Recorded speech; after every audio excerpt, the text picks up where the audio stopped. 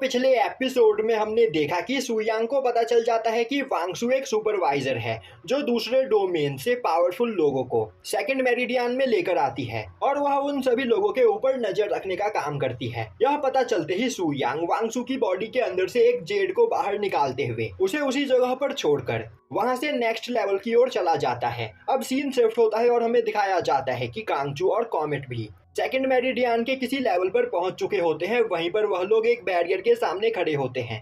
तभी कांगसू उस बैरियर को टच करते हुए बोलती है, यह बैरियर हमें यहाँ से आगे जाने से रोक रहा है, तो फिर क्यों ना हम इसके ऊपर अटैक करते हुए इसे डिस्ट्रॉय कर दें। यह बोलते हुए वह उस बैरियर के ऊपर अटैक करने ही वाली होती है कि तभी कॉमेट उसे रोक देता है।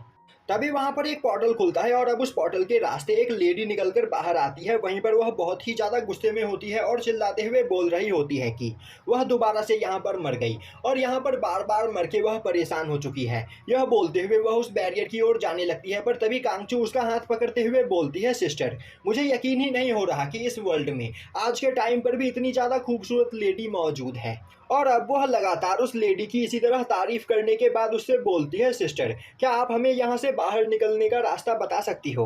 तभी वह लेडी बोलती है, तो क्या तुम इस जगह पर नहीं आई हो? इस जगह से बाहर निकलने का कोई भी रास्ता नहीं। यहाँ पर आने के बाद बस लोग मरते हैं, जिंदा होते हैं और फिर दोबारा मरते हैं। यह बोलते हुए वह उस बैरियर के अंदर चली जाती है। तभी वहां पर दोबारा से एक पोर्टल खुलता है और अब दो लोग वहां से बाहर निकलते हुए बोलते हैं, इस बार तो वह उन सभी बीस्ट को पक्का मारेंगे क्योंकि वह लोग यहाँ पर मरते मरते बोर हो गए हैं। और अब वह लोग भी बैरियर के अंदर चले जाते हैं, जो देखते ही कांगचू बोलने लगती है, तो क्या यहाँ पर कोई गेम चल रहा है जिस गेम में यह लोग बार बार हार रहे हैं और यह बैरियर हमें यहाँ पर रोकने की कोशिश नहीं कर रहा है, हम इसके आर पार जा सकते हैं। यह बोलते हुए वह बैरियर की ओर आगे बढ़ती है। कॉमेट उसे रोकने की कोशिश करता है, पर तब तक कांगचू बैरियर के दूसरी ओर पहुंच चुकी होती है, जो देखते ही कॉमेट भी उसके पीछे पीछे बैरियर के दूसरी तरफ आ जाता है। तभी अचानक से उनके सामने एक मॉन्स्टर आ धमकता है। अब उस मॉन्स्टर को देखते ही कॉमेट कांगचू को बचाने के लिए उसके सामने आकर खड़ा हो जाता है, पर तभी वह मॉन्स्टर कॉमेट के ऊपर अटैक करने के लिए आगे बढ़ता है, जो देखते ही कॉमेट अपने वज्राप्लाम से उसके ऊपर अटैक करता है। पर कॉमेट के अटैक का उस मॉन्स्टर के ऊपर कुछ खास असर नहीं होता है, जो देखते ही कांगचू वहां पर परेशान हो जाती है, क्योंकि वज्राप्लाम कॉमेट का सबसे ज्यादा खतरनाक अटैक है। अब वह मॉन्स्टर उन दोनों की ओर आगे बढ़ रहा होता है। यह देखते ही कॉमेट अपने चारों ओर वहां पर एक बैरियर बना लेता है, पर तभी वह देखता है कि वह मॉन्स्टर उनके ऊपर अटैक ना करते हुए उस बैरियर के दूसरी ओर से यहाँ पर आने वाले एक ओल्ड मैन के ऊपर अटैक करके उसे मार देता है। जिसके बाद वह वहां से चला जाता है और अब उस ओल्ड मैन की सोल दोबारा से वहां पर टेलीपोर्ट होने लगती है, जो देखते ही कांगचू बोलती है, आखिर यह क्या है। कॉमेट उसे बताता है, शायद से यह इमॉर्टल सोल है। और इमॉर्टल सोल का कॉन्सेप्ट यह है कि जब भी कोई पर्सन मारा जाता है वह दोबारा से अपनी जर्नी को उसी जगह पर स्टार्ट करता है जहां पर वह मरा था। और मैंने बस इसके बारे में आज से पहले सुना था, पर आज मैं पहली बार यह देख भी रहा हूँ। तभी वह ओल्ड मैन दोबारा बैरियर को पार करके वहां पर आता है। अब उस ओल्ड मैन को वापस से उसी जगह पर आते हुए देखकर कांगचू काफी ज्यादा परेशान हो जाती है। वहीं पर कॉमेट सोच रहा होता है, यह जगह सच में बहुत ही ज्यादा अजीब है और जब तक यहाँ पर किसी भी पर्सन की सोल डिस्ट्रॉय ना हो तब तक वह पर्सन मर नहीं सकता है। और तभी कांगचू उन तीनों इमॉर्टल्स को देखती है जो उससे पहले इस जगह पर आए थे। वहीं पर वह तीनों इमॉर्टल्स उसी तरह के मॉन्स्टर्स का सामना कर रहे होते हैं और अपने सबसे खतरनाक टेक्निक का यूज करते हुए उन मॉन्स्टर्स को मारने की कोशिश कर रहे होते हैं। पर वह मॉन्स्टर्स बहुत ही ज्यादा पावरफुल होते हैं और उन इमॉर्टल्स के अटैक से उनकी बॉडी के ऊपर एक खरोच भी नहीं आ रहा होता है। यह सब देखकर कांगचू काफी ज्यादा डर जाती है और सोचने लगती है, वह लोग यहाँ पर गलत जगह पर फंस गए। तभी वह अपने सामने से उसी ओल्ड मैन को भागते हुए देखती है, जिसका वह हाथ पकड़ते हुए बोलती है, ओल्ड मैन आखिर हम इस जगह से बाहर कैसे निकल सकते हैं। ओल्ड मैन हंसते हुए बोलता है, तो तुम यहाँ से बाहर जाना चाहती हो, यह बहुत ही ज्यादा आसान है। तुम्हें अपने सामने दिख रहे बैरियर को पार करना है, पर उस बैरियर तक पहुंचने के रास्ते में इस तरह के कई सारे मॉन्स्टर्स से तुम्हारा सामना होगा और अगर तुम उन सभी मॉन्स्टर्स को मारकर बैरियर तक पहुंच जाती हो तो तुम नेक्स्ट लेवल में पहुंच जाओगी। तभी वह कुछ मॉन्स्टर्स को उनकी ओर आते हुए देखता है और अब वह चिल्लाते हुए बोलता है, आज मुझे यहाँ पर नेक्स्ट लेवल पर जाने से कोई भी नहीं रोक सकता है। यह बोलते हुए वह अपने वेपन को बाहर निकालते हुए एक काफी पावरफुल अटैक करता है। अब उस ओल्ड मैन के अटैक प्रेशर से वह मॉन्स्टर थोड़ी दूर जाकर गिरते हैं। दूसरी ओर अपनी जगह पर खड़ा कॉमेट यह सब कुछ देख रहा होता है और अब वह बोलने लगता है, सेकंड मेरिडियन सच में बहुत ही ज्यादा खतरनाक जगह है और यहाँ पर रहने वाले लोग भी सच में बहुत ही ज्यादा पावरफुल है। और तभी एक मॉन्स्टर काफी तेजी से अटैक करते हुए उस ओल्ड मैन को वहां पर मार देता है और अब वह काफी तेजी से कांगचू की ओर आगे बढ़ने लगता है, जो देखते ही कॉमेट कांगचू को प्रोटेक्ट करने के लिए उसके सामने आ जाता है। पर वह मॉन्स्टर उन दोनों को इग्नोर करते हुए वहां से आगे चला जाता है। तभी तीनों इमॉर्टल्स भी काफी तेजी से कॉमेट और कांगचू के बगल से गुजरते हैं, क्योंकि उनके पीछे कई सारे मॉन्स्टर्स पड़े होते हैं। पर वह सभी मॉन्स्टर्स भी कॉमेट और कांगचू को इग्नोर करते हुए उन इमॉर्टल्स का पीछा करने लगते हैं। यह देखते ही कांगचू बोलती है, आखिर इस जगह पर चल क्या रहा है। तभी कॉमेट बोलता है, क्या यह सभी लोग हमें अंडर एस्टिमेट कर रहे हैं, क्योंकि हमारी कल्टीवेशन कम है। और अब वह दोनों एक साथ दूसरे बैरियर की ओर आगे बढ़ने लगते हैं। वहीं पर रास्ते में आने वाले सभी मॉन्स्टर उन दोनों को इग्नोर करते हुए बाकी इमॉर्टल्स को मारने के लिए आगे बढ़ रहे होते हैं। और अब थोड़ी ही देर में वह लोग दूसरे बैरियर के पास पहुंच जाते हैं। अब कॉमेट बोलता है, तो टाइम हो गया है इस जगह से बाहर निकलने का। वहीं पर कांगचू बार बार डरते हुए उन मॉन्स्टर्स को आवाज लगाने की कोशिश कर रही होती है, क्योंकि वह देखना चाह रही होती है कि वह मॉन्स्टर उनके पीछे आते हैं या फिर नहीं। पर कोई भी मॉन्स्टर उन दोनों के ऊपर ध्यान नहीं दे रहा होता है। और अब कॉमेट जैसे ही बैरियर को पार करके वहां से बाहर निकलने वाला होता है, कांगचू उसका हाथ पकड़ते हुए उसे रोक देती है और बोलती है, यह सभी मॉन्स्टर्स हमें यहाँ पर इग्नोर कर रहे हैं, तो फिर क्यों ना हम इसका यहाँ पर फायदा उठाए। कॉमेट बोलता है, तो आखिर अब तुम यहाँ पर क्या करना चाहती हो। कांगचू बोलती है, वह सभी लोग यहाँ पर पता नहीं कितने सालों से मर रहे हैं और फिर दोबारा से जिंदा हो रहे हैं और इस लूप के अंदर फंसे हुए हैं, तो फिर क्यों ना हम यहाँ से बाहर निकलने में उनकी मदद करें। क्या पता उनकी मदद करने के बदले हमारा यहाँ पर कोई फायदा हो जाए। अब हमें उस लेडी इमॉर्टल को दिखाया जाता है जो सबसे पहले कांगचू से मिली थी। वह दोबारा से स्टार्टिंग पॉइंट पर आती है। वहीं पर वह यह सब कुछ देखकर परेशान हो चुकी होती है और अब वह बोलती है, इतने सालों से यहाँ पर वह लगातार मरने और बार बार जिंदा होने से परेशान हो गई है और अब वह यहाँ पर कुछ भी करके यहाँ से बाहर निकलना चाहती है। तभी कांगचू उसके सामने आते हुए बोलती है, सिस्टर क्या तुम यहाँ से बाहर जाना चाहती हो, मैं तुम्हारी इसमें मदद कर सकती हूँ। वह लेडी हैरान होते हुए बोलती है, क्या तुम सच में ऐसा कुछ कर सकती हो। कांगचू बोलती है, हाँ, पर पहले तुम्हें इसके लिए मरना होगा। यह सुनकर उस लेडी को कुछ भी समझ में नहीं आता है। अब सीन शिफ्ट होता है और हमें दिखाया जाता है कि कांगचू और कॉमेट दूसरे बैरियर को पार कर चुके होते हैं और तभी कांगचू अपने पास से उस लेडी की सोल को बाहर निकालती है और उस जगह से बाहर निकलते ही उस लेडी की बॉडी वहां पर दोबारा से रिफॉर्म हो जाती है।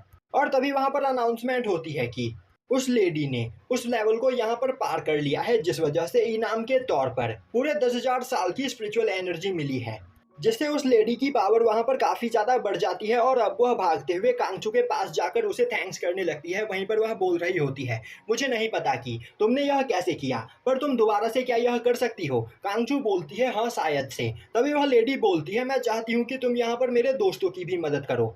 अब सीन शिफ्ट होता है और हमें दिखाया जाता है कि कांगचू उस लेवल पर फंसे हुए सभी लोगों को अपने साथ दूसरे बैरियर को पार करवा देती है, जिससे वहां पर अनाउंसमेंट होती है कि वह सभी लोग भी इस लेवल को पार कर चुके हैं। वहीं पर खड़ी कांगचू अपने हाथ में मौजूद ट्रेजर्स को देख रही होती है।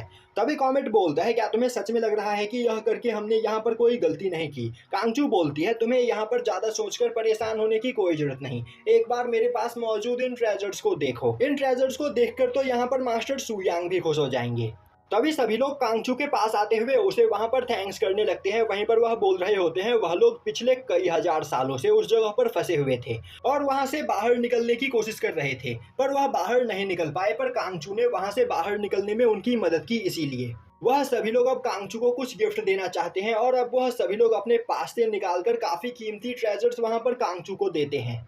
अब उन सभी ट्रेजर्स को देखते ही कांगचू वहां पर काफी ज्यादा खुश होती है, पर वह अपने इमोशंस को छिपाते हुए बोलती है, तुम्हें मुझे यह सभी ट्रेजर्स देने की कोई जरूरत नहीं, मैं बस यहाँ पर तुम लोगों की मदद करना चाहती थी और तुम लोगों की मदद करके मुझे यहाँ पर सच में बहुत ही ज्यादा खुशी मिली है। अब सीन शिफ्ट होता है और हमें सू यांग को एक रैलम में दिखाया जाता है।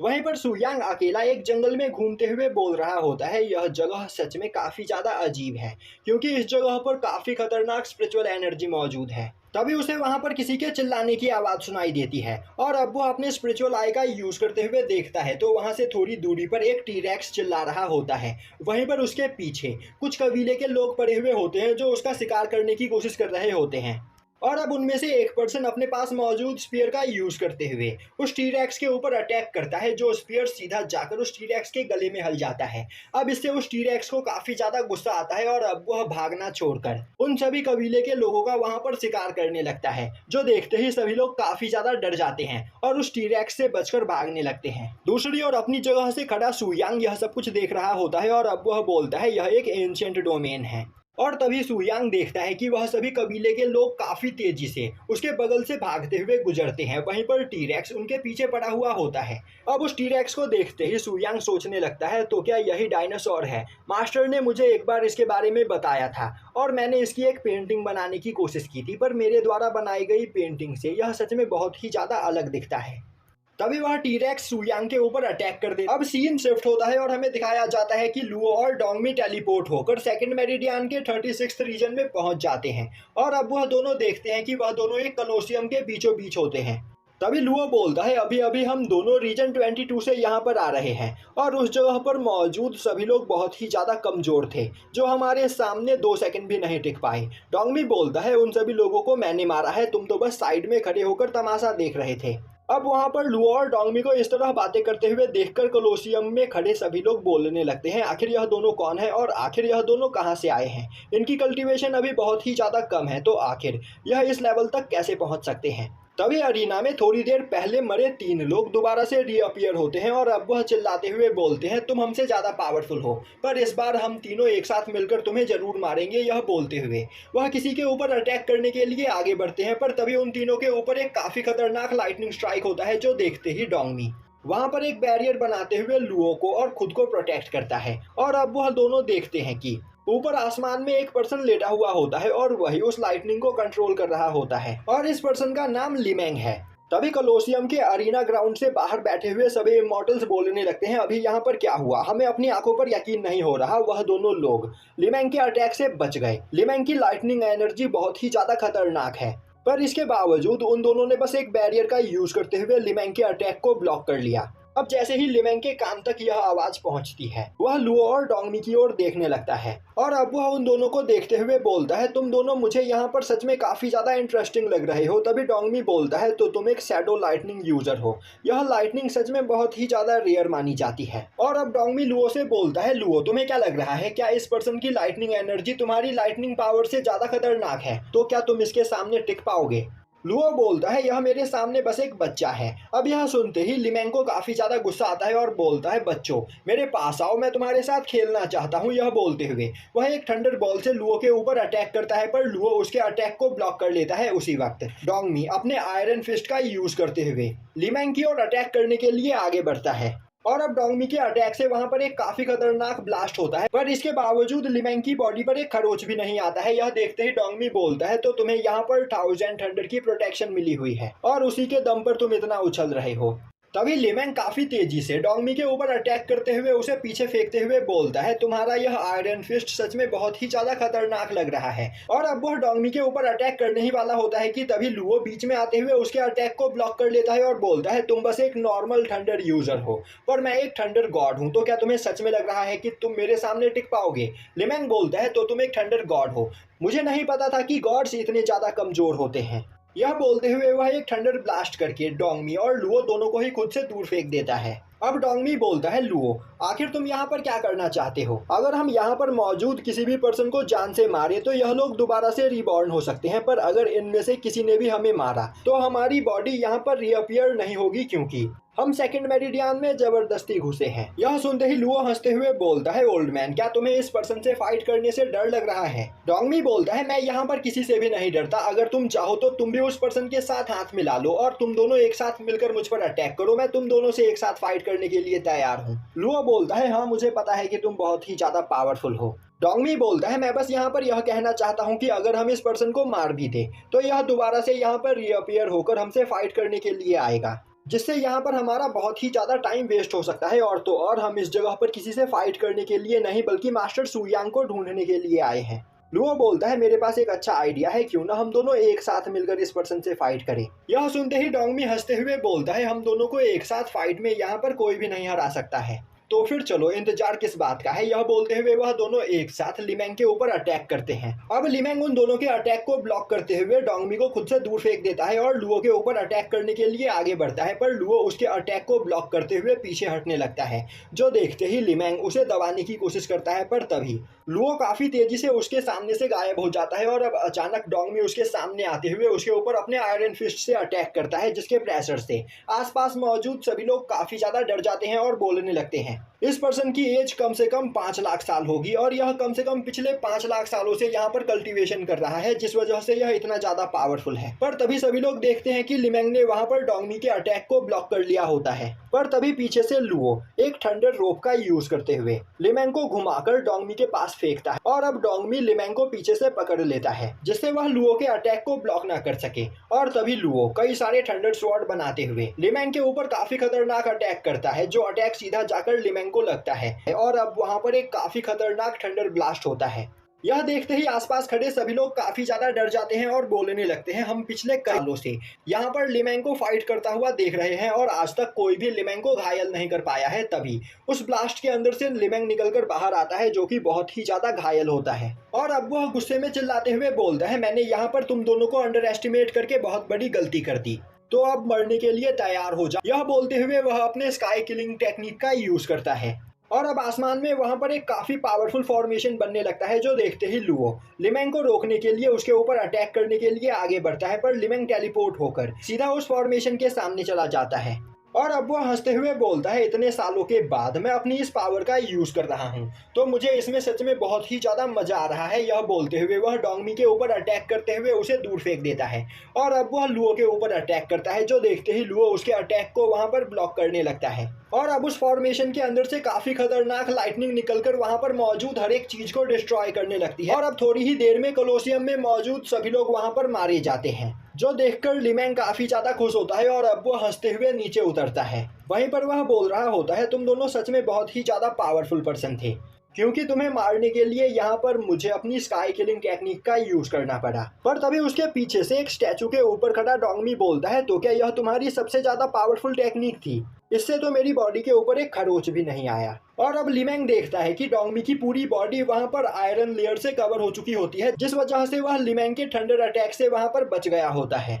तभी ऊपर आसमान से लुओ आते हुए बोलता है, बच्चे मैं तुम्हें यहाँ पर थैंक्स करना चाहता हूँ, क्योंकि तुम्हारी वजह से मेरी थंडर गॉड की पावर यहाँ पर दोबारा से एक्टिवेट हो गई। और अब लिमेंग देखता है कि वहाँ पर लुओ का सूट पूरी तरीके से चार्ज हो चुका होता है, क्योंकि लुओ ने वहाँ पर लिमेंग की पूरी थंडर एनर्जी को अपनी बॉडी के अंदर एब्जॉर्ब कर लिया होता है, जिस वजह से उसकी पावर पहले से भी ज्यादा बढ़ चुकी होती है। तभी लिमेंग हंसते हुए बोलने लगता है, तो तुम दोनों मेरे अटैक से बच गए और तुम दोनों की पावर भी यहाँ पर पहले से ज्यादा बढ़ चुकी है, पर इसके बावजूद तुम मुझे नहीं मार सकते हो, क्योंकि मुझे यहाँ पर 1000 थंडर की प्रोटेक्शन मिली हुई है। साथ ही साथ अगर तुम मुझे मार भी दो तो मैं यहाँ पर दोबारा से रीजनरेट हो जाऊंगा। लुओ बोलता है, तो क्या तुम्हें सच में ऐसा लगता है? यह बोलते हुए वह लिमेंग के ऊपर एक अटैक करता है। अब लुओ के अटैक से लिमेंग को लगता है कि उसे वहां पर कुछ भी नहीं हुआ, पर तभी वह देखता है कि उसके सर में एक होल हो चुका होता है और अब अचानक से उसकी बॉडी वहां पर ब्लास्ट हो जाती है। उसी वक्त लुओ लिमेंग की थंडर बॉडी को भी अपने अंदर एब्जॉर्ब कर लेता है, जिससे अब लिमेंग वहां पर रिक्रिएट नहीं हो सकता है। अब लिमेंग के अटैक से पहले मरे सभी लोग वापस से रिक्रिएट होकर कोलोसियम में आ जाते हैं। वहीं पर वह सभी लोग हंसते हुए बोल रहे होते हैं, वह दोनों बेवकूफ लिमेंग के अटैक से मारे गए होंगे। तो अब उन्हें यहाँ पर समझ में आ गया होगा कि आखिर लिमेंग से उलझने का क्या परिणाम होता है। और तभी वह सभी लोग देखते हैं कि लुओ और डोंगमी कोलोसियम के बीचों बीच खड़े होते हैं। वहीं पर डोंगमी हंसते हुए बोल रहा होता है, इस पर्सन से फाइट करने में सच में मुझे काफी ज्यादा मजा आया, तो मैं यहाँ पर और भी ज्यादा फाइट करना चाहता हूँ। यह सुनते ही लुओ कोलोसियम में मौजूद सभी लोगों की ओर देखते हुए बोलता है, तो यहाँ पर और अब हमसे कौन फाइट करना चाहता है, जल्दी से आगे आओ। तभी सीन शिफ्ट होता है और हमें दिखाया जाता है कि एंशिएंट इमॉर्टल रैलम में वह डायनासोर सुयांग के सामने खड़ा होता है। वहीं पर ट्राइब के सभी लोग सुयांग के पीछे खड़े होते हैं, जिन्हें देखकर वह डायनासोर चिल्ला रहा होता है। और अब वह जैसे ही आगे बढ़ने की कोशिश करता है, पीछे से एक पर्सन आते हुए उस डायनासोर के पूंछ को पकड़कर बोलता है, क्या तुम मेरे बारे में भूल गए? और अब वह उसे घुमाकर दूर फेंक देता है, जिस प्रेशर की वजह से वह टीरेक्स वहीं पर मारा जाता है। तभी सभी ट्राइब्स के लोग उस पर्सन के पास आते हैं, जिन्हें देखते ही वह पर्सन बोलता है, जाओ और उस टीरेक्स को अपने कब्जे में ले लो, क्योंकि आज रात वही हमारा खाना बनने वाला है। तभी उस पर्सन की नजर सुयांग के ऊपर पड़ती है और अब वह काफी तेजी से आगे बढ़ते हुए सुयांग को एक पंच करता है, पर सुयांग की बॉडी के चारों ओर मौजूद बैरियर की वजह से वह अपनी जगह से भी नहीं हिलता है। यह देखते ही वह पर्सन बोलता है, तुम सच में बहुत ही ज्यादा पावरफुल हो, जो देखकर मैं काफी ज्यादा इम्प्रेस हुआ हूँ। इसीलिए मैं चाहता हूँ कि तुम यहाँ से चुपचाप चले जाओ, क्योंकि यह एरिया मेरे अंडर आता है और मैं इस जगह का मालिक हूँ और मैं इस जगह पर एक पीसफुल लाइफ जी रहा हूँ और किसी से भी फाइट करना नहीं चाहता हूँ, तो तुम अब यहाँ से जा सकते हो।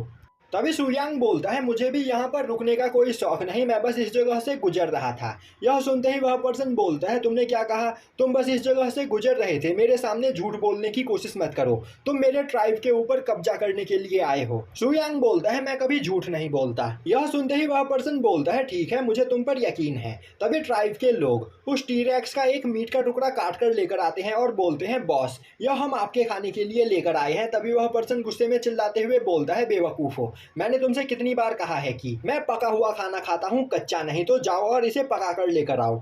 यह सुनते ही ट्राइब के सभी लोग आगे जाने लगते हैं। जो देखते ही वह पर्सन बोलता है, तुम्हें उसे पकाने में काफ़ी ज़्यादा टाइम लगेगा, तो मैं भी तुम्हारे साथ चलता हूँ।